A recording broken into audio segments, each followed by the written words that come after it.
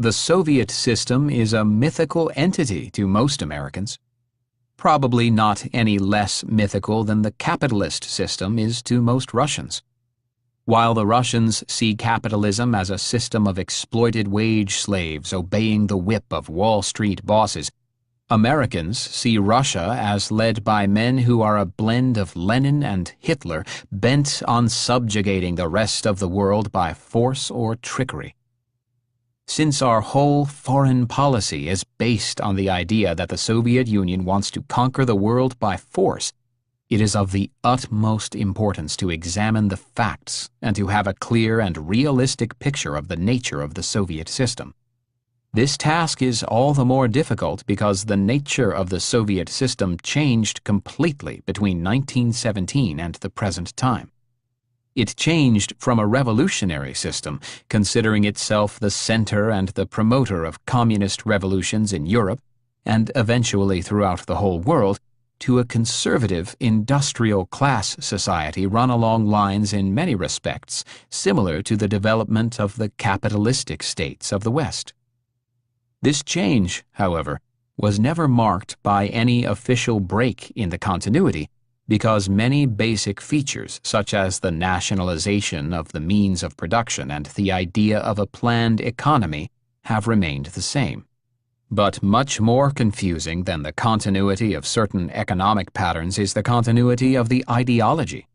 For reasons that will be discussed later, Stalin and then Khrushchev have religiously stuck to the Marxist-Leninist formulations and continued to speak the language of 1848 or 1917, although representing a system which is the very opposite of what revolutionaries like Marx and Lenin envisaged. Actually, we should be better able to recognize the difference between ritualized ideological formulae and realities. Are we not ourselves caught in a similar discrepancy when we talk of individual initiative in a society of the organization man, or of a God-fearing society when in reality we care mainly about money, comfort, health, and education and very little about God? However, and this makes the recognition of reality all the more confusing, neither the Russians nor we are liars. Both sides are convinced that they are telling the truth, and they approach each other with the common conviction that their own and even to some extent their opponents' ideologies represent realities. It is my intention in this next chapter to break through the existing cliché and to arrive at a realistic appreciation of the existing Soviet system. I will compare the brief revolutionary period which lasted from 1917 to 1922 with the transformation of that system into the totalitarian managerialism of Stalin and Khrushchev. I will attempt to substantiate in detail the non-socialist and non-revolutionary character of today's Soviet system, and furthermore to show that since Stalin's ascendancy, the Soviet rulers have never aimed at a communist revolution in the West, but have used the communist parties only as an instrument for the support of Soviet foreign policy.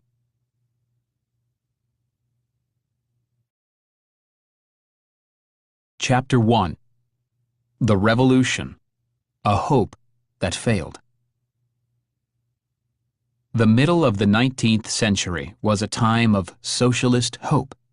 This hope was based on the miraculous progress of science and its effects on industrial production, on the success of the middle-class revolutions of 1789, 1830, 1848, on the mounting protests of the workers, and on the spread of socialist ideas.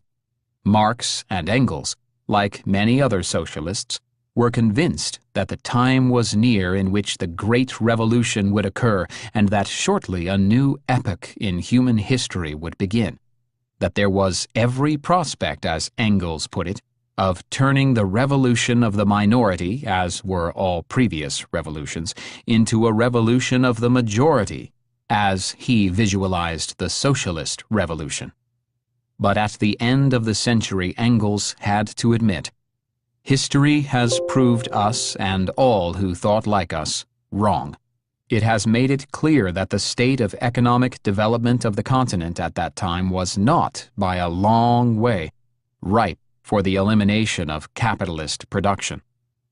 The First World War marked a decisive change in the history of socialism. It marked the collapse of two of its most significant aims, internationalism and peace. With the beginning of the war, each socialist party took the side of its own government and fought the other socialists in the name of freedom. This moral debacle of socialism was not so much due to the personal betrayal of some leaders as to the change in general economic and political conditions. The naked and ruthless exploitation of the workers which had existed in the 19th century had slowly given way to the participation of the working class in the economic gains of their respective countries. Capitalism, instead of being unable to function because of its own inner contradictions, as Marx had predicted, proved to be a going concern, much more capable of coping with crises and difficulties than the radical revolutionaries had expected. The very success of capitalism led to a new interpretation of socialism. While Marx's and Engels' vision was that of a new form of society transcending that of capitalism, a society which would be the full realization of humanism and individualism, socialism began now to be interpreted by most of its adherents as a movement for the economic and political rise of the working class within the capitalist system. While Marxist socialism in the 19th century was the most significant spiritual and moral movement of the century, anti-positivistic and anti-materialistic in its essence, it was slowly transformed into a purely political movement with essentially economic aims, even though the older moral goals never entirely disappeared. The interpretation of socialism in terms of the categories of capitalism led to a new policy for the socialist parties, the aim of which was the welfare state rather than the fulfillment of the messianic hopes held by the founders of socialism. The War of 1914, that senseless slaughter of millions of people of all nations for the sake of certain economic advantages, led to the resurgence in a new and vital form to the older socialist attitude against war and nationalism. Radical socialists in all countries felt a profound indignation at the war, and they became the leaders of revolutionary movements in Russia, Germany, and France. In fact, the radicalization of the socialist movement was closely connected with the Zimmerwald movement, the attempt of the internationalist socialists to end the war. The February Revolution in Russia gave new impetus to these revolutionary leaders. Originally, Lenin, in accordance with Marx's theory, had believed that a socialist revolution could be successful only within a highly developed capitalist economy like Germany. He had thought it necessary that a less developed country like Russia had to complete its bourgeois revolution before moving forward to a socialist revolution. For the same reason, the majority of the Communist Central Committee was at first opposed to the seizure of power in 1917, but the increasing protest of the peasant soldiers against the war, coupled with the incapacity of the Tsarist government and its revolutionary successors to end the war and to reorganize the Russian economy, pushed Lenin into the October Revolution. Lenin's and Trotsky's hopes were fastened on a German revolution, which both were sure would happen in a short while. They signed the peace treaty of Brest-Litovsk with Imperial Germany in the expectation that the German Revolution would soon break out and invalidate the peace treaty. If a highly industrial Germany became a Soviet state and fused with mainly agricultural Russia, then, so they reasoned following Marxist theory, a socialist German-Russian Soviet system would have a good chance to survive and to flourish. Like Marx and Engels in the middle of the 19th century, Lenin and Trotsky 70 years later believed for a short while that the socialist kingdom is near, and that they would lay the foundations for a truly socialist society. Lenin's hope had its peaks and valleys. 1917 and 1918 represented the first peak. 10 days after the October Revolution, he declared, "We shall march firmly and unswervingly to the victory of socialism, which will be sealed by the leading workers of the most civilized countries, and give to the people solid peace and deliverance from all oppression and all exploitation." When, after the outbreak of the German Revolution in November 1918, the new German government showed great reluctance to enter into diplomatic relations with Russia, and when the German workers did not seem to follow the Russian example, doubts began to enter Lenin's and Trotsky's minds. In 1919, the Soviet revolutions in Bavaria and Hungary gave rise to new hopes, only to be dashed shortly by the defeat of those revolutions. The summer and fall of 1920, when the Russian Civil War was moving toward its end and the Red Army stood at the gates of Warsaw, witnessed the peak of the prestige of the Comintern and of the communist hopes for world revolution. The Second Congress of the Comintern, 1920, was held in a mood of high revolutionary enthusiasm. Yet only a short time after, with the defeat of the Red Army before Warsaw and the failure of the Polish workers to rise, everything changed dramatically. The revolutionary hopes received a shock from which they never recovered. Lenin, in ordering the march on Warsaw after the successful defense against the Polish attack, had yielded to his frantic hope for world revolution, this time being less realistic than Trotsky, who, with Tukhachevsky, had advised against the Warsaw Offensive. Once more, history proved that the revolutionaries had been wrong in their estimates of the revolutionary possibilities. Lenin recognized the defeat. He admitted that Western capitalism still had a much greater vitality than he had expected, and he initiated and organized the retreat in order to save what could be saved from the debacle. He started the NEP, the reintroduction of capitalism in large sectors of the Russian economy. He tried to persuade foreign capitalists to invest capital in concessions within the Soviet Union. He tried to arrive at a peaceful understanding with the great Western powers, and at the same time, he suppressed by force the movement of the Kronstadt sailors, directed against what they felt to be the betrayal of the revolution.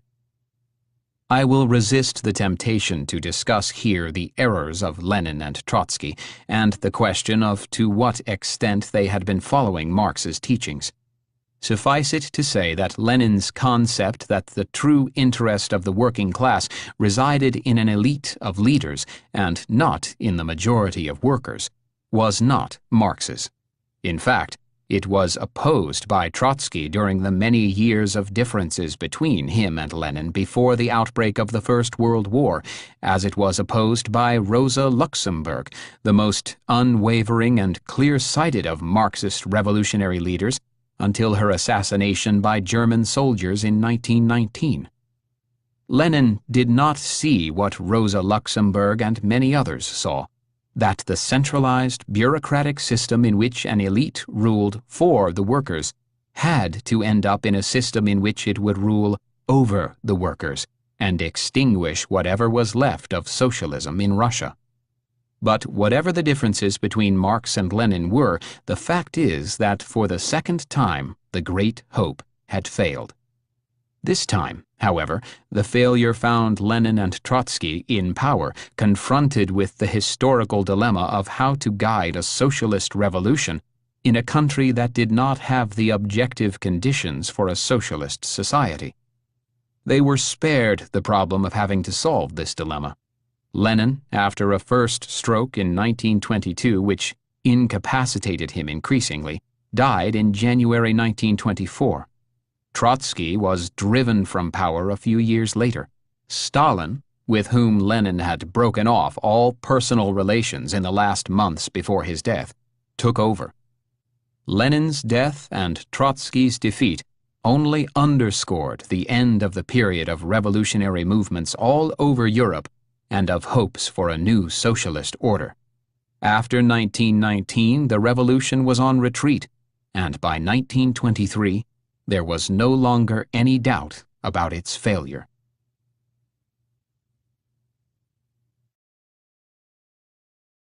Chapter 2. Stalin's transformation of the communist into a managerial revolution.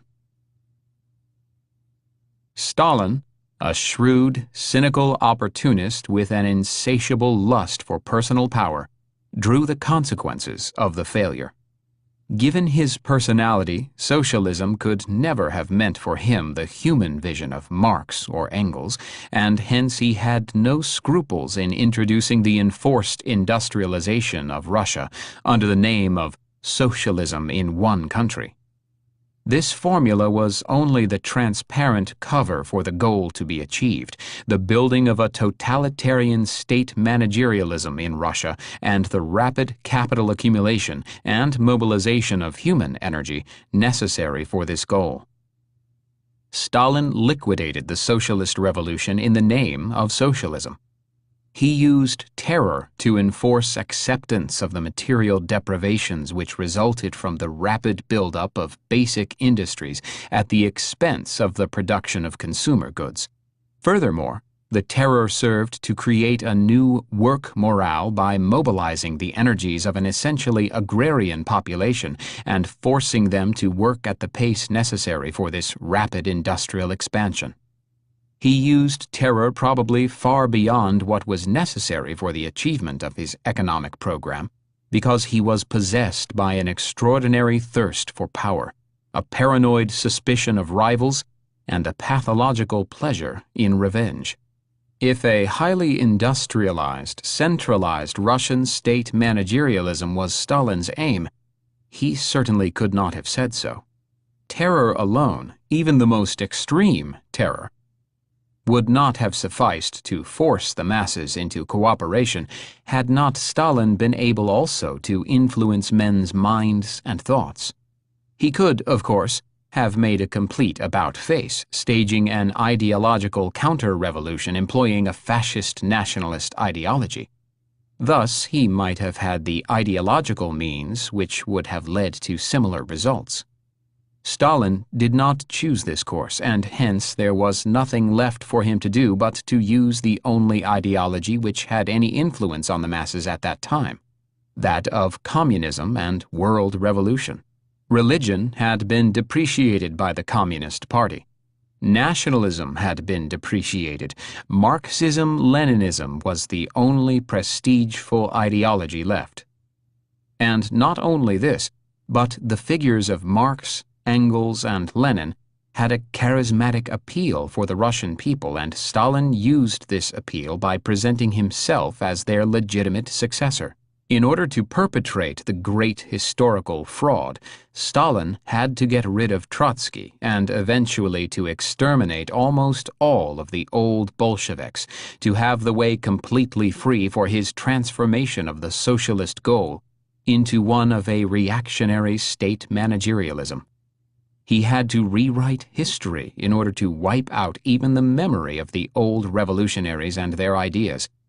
Maybe unconsciously he feared and suspected the old revolutionaries in his paranoid fashion, because he felt guilty of having betrayed the ideals of which they were the symbols. Stalin succeeded in his goal, which was not world revolution but an industrialized Russia that should become the strongest industrial power in Europe, if not in the whole world. The economic success of his method of totalitarian state planning, later continued with some changes by Malenkov and Khrushchev, is no longer a matter of dispute. The Soviet system of centralized direction has proved itself to be more or less the peer of the market economy, as exemplified by the United States. This judgment is borne out by the Russian industrial growth. While the estimates of various American economists vary somewhat, the differences are relatively small. Bornstein estimates the annual rate of growth of gross national product from 1950 to 1958 in the Soviet Union at 6.5 to 7.5%, and for the United States in the same period at 2.9%. Kaplan-Morstein estimates the Russian industrial rate of growth for the same period as being 9.2%. Campbell estimates the present rate of growth in the Soviet Union at 6%. If one considers the Russian annual rate of growth since 1913, that is to say for the period including the destruction of the First World War and the Civil War, the figures are, of course, quite different. They are, according to Nutter, for civilian industrial output from 1913 to 1955, only 4.2%. while the rate of growth for the last 40 years of the Tsarist period was 5.3%. But between 1928 and 1940, that is to say in a period of peace, the Soviet rate was 8.3%, and between 1950 and 1955, 9%. More or less twice the United States rate during the same time, and somewhat less than twice that of the Tsarist rate. Nutter estimates that if one looks to the immediate future, it seems reasonably certain that industrial growth will proceed more rapidly in the Soviet Union than in the United States, in the absence of radical institutional changes in either country. While it is more doubtful that industrial growth in the Soviet Union will be faster than in rapidly expanding Western economies, such as Western Germany, France, and Japan. Nutter doubts, however, that in the long run the Soviet system will generate a more rapid growth than the private enterprise system. In contrast to industrial production, Russian agricultural production has been lagging far behind the planned figures and still constitutes one of the difficult problems of the Russian system. As far as consumption is concerned, the annual growth, taking in account the growth of population, is estimated at about 5%, with a recent rise in consumption among peasants. In terms of food and clothing, Turgeon concludes, the Soviet stands the best chance of overtaking our level of living, while the United States is far ahead in automobiles and other durable consumer goods, and in expenditures for services and travel. Stalin laid the foundations for a new, industrialized Russia.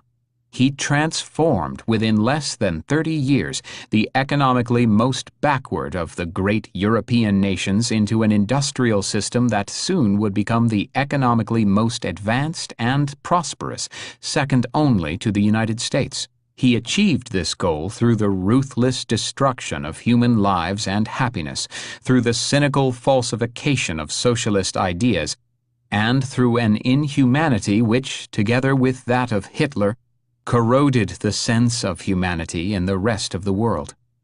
Yet apart from the question whether this goal could have been achieved in a less inhuman way by using other methods, the fact is that he left to his heirs a viable and strong economic and political system. Many of the Stalinist features have remained the same. Others have been changed. In the next chapter, I shall attempt to describe the essence of Soviet society as it is today, built upon the foundations which were laid by Stalin.